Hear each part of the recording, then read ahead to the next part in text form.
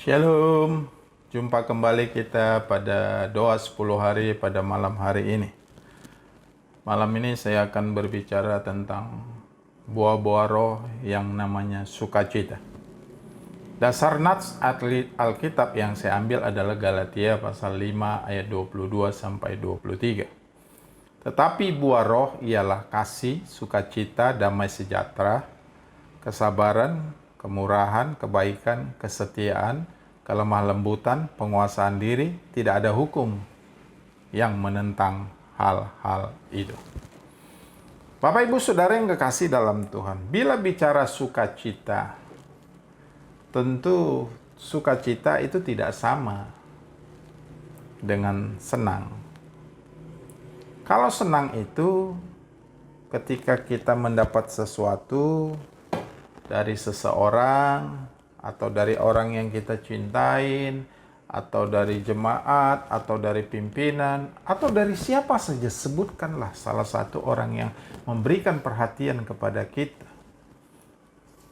Kita disebut dikasih sesuatu, lalu kita terima, maka hati kita senang. Kenapa? Karena kita diperhatikan. Ketika barang itu yang kita terima itu yang menjadi bagian bentuk perhatian orang kepada kita, makin hari makin berkurang rasa senang kita. Mungkin kita senang karena baru pertama kali punya, bisa saja senang. Tapi selanjutnya kesenangan itu bisa hilang seiring usia, seiring waktu, bahkan seiring dengan lamanya, ataupun bisa muncul bukan cuma tidak senang, sudah mulai bosan, sudah mulai tidak suka dengan barang yang pernah kita dapat itu. Tetapi malam hari ini kita berbicara sukacita, bukan bicara senang.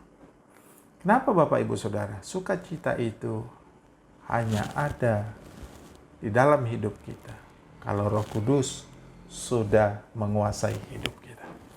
Selama belum ada Roh Kudus, saya berkata bahwa sukacita tidak ada pada kita. Dan buah itu pun tidak ada. Mengacu dari akar kata Yunani untuk sukacita ada kara, yang berasal dari kata karis, yaitu rahmat.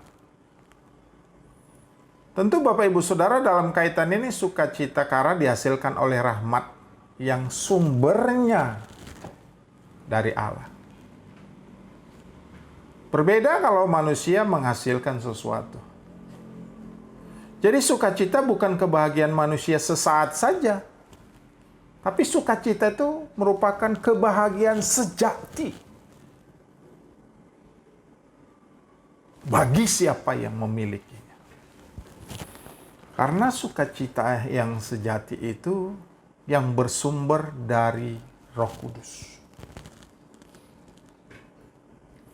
Itu sebabnya kenapa orang bisa kuat menghadapi persoalan, orang kuat menghadapi masalah demi masalah, karena di dalam diri orang itu ada Roh Kudus. Sebut saja orang baru ditinggal pergi oleh orang yang dicintai. Mungkin sebagai manusia 1, 2 hari, 3 hari ke depan dia masih bisa mengalami kesedihan.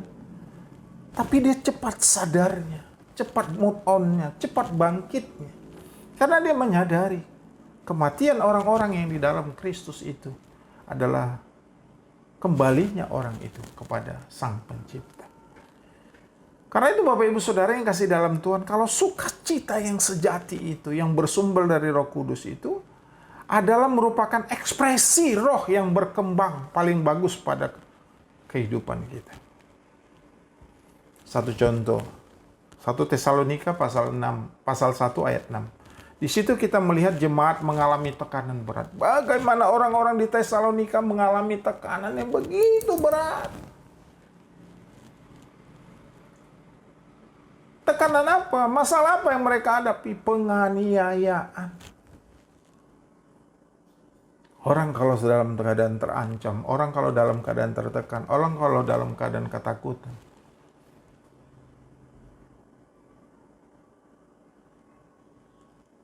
itu tidak ada. Sulit untuk membuat dia bersukacita. Tetapi di tengah kesusahan itu mereka terus mengalami sukacita besar. 1 Tesalonika 1 ayat 6 berkata mengalami sukacita yang besar. Kenapa orang-orang di sana bisa bersukacita besar? Jawabnya sederhana.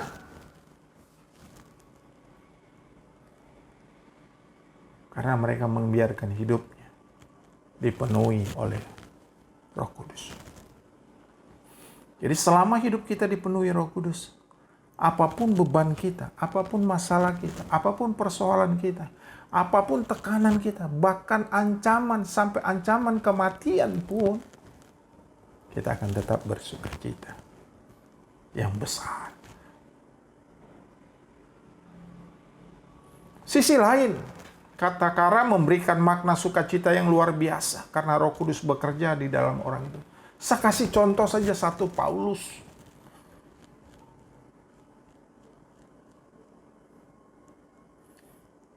Bagaimana Paulus dan di dalam penjara. Sebenarnya orang-orang masuk dalam penjara itu ya ada unsur memalukan, ada unsur-unsur kejahatan, ada unsur-unsur yang berkaitan dengan martabat harga diri yang bisa direndahkan dengan status kita sebagai seorang narapidana. Tapi lihat ekspresinya, lihat sikapnya yang dilakukan oleh Paulus. Paulus senantiasa memuji Tuhan. Sisi yang kedua, orang bersukacita dari hatinya akan mengalir aliran-aliran air yang bisa membuat dia memuji Tuhan. Dimanapun berada, termasuk Paulus di dalam penjara pun tetap dia bisa memuji Tuhan. Orang bersukacita tidak bisa dihalangin oleh apapun. Dia akan mengekspresikan sukacitanya. Dia akan menunjukkan. Kenapa itu Bapak Ibu Saudara yang kasih dalam Tuhan? Karena sukacita terus membuat orang kuat dalam menghadapi. Kitab Nehemia pasal 8 ayat 11 tertulis, sukacita karena Tuhan itulah perlindungan. Jadi ternyata sukacita karena Tuhan pun Nehemia menjelaskan pada pasal 8 ayat yang ke-11. Itulah perlindungan. Ternyata sukacita membuat kita lebih aman, lebih tenang, lebih bahagia dibandingkan tidak. Sisi lain daripada sukacita, sukacita itu sangat-sangat erat kaitannya dengan yang namanya bersyukur. Dengan rasa sukacita yang Tuhan beri, maka kita dapat lebih mengerti hidup dan menyukuri hidup ini. Kita tidak harus seperti dia. Kita tidak harus seperti dia. Tapi ketika kita menerima keadaan hidup kita ini, itu namanya kita mensyukuri.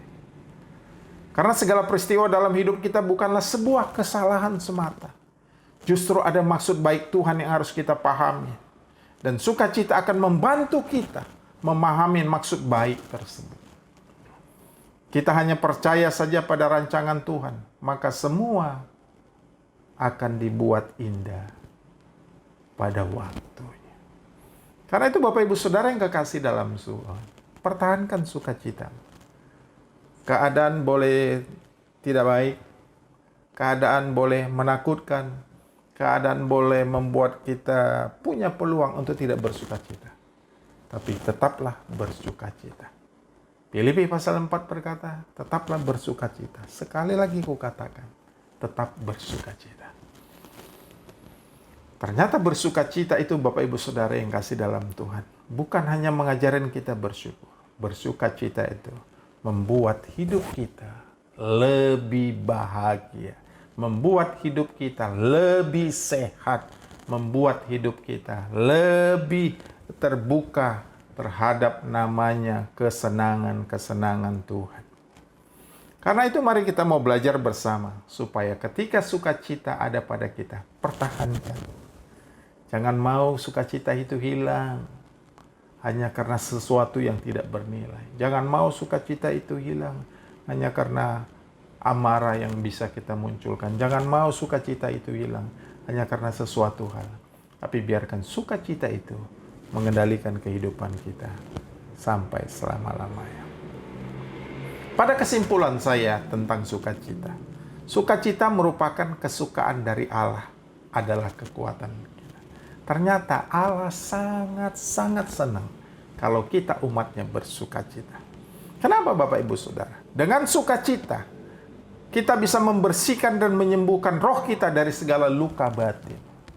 Dari kekecewaan, dari depresi, dari kepahitan, dari luka, dari kebencian orang lain. Sukacita bisa membersihkan.